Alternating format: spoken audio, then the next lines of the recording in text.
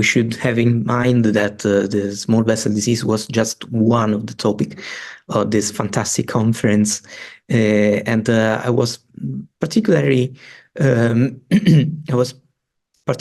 interested by two other topics that were given much more space than in previous conference.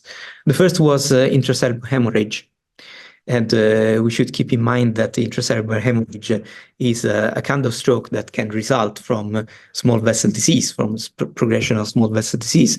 And so in such respects, it's related to small vessel disease.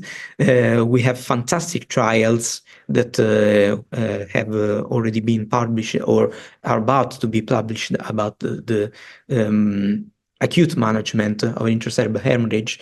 And we should keep in mind that intracerebral hemorrhage is not a surgical, but a medical condition that needs attention, that needs a huge amount of medical attention, and was missed by many clinicians during the last years. So it was given an importance that it deserves in such a conference.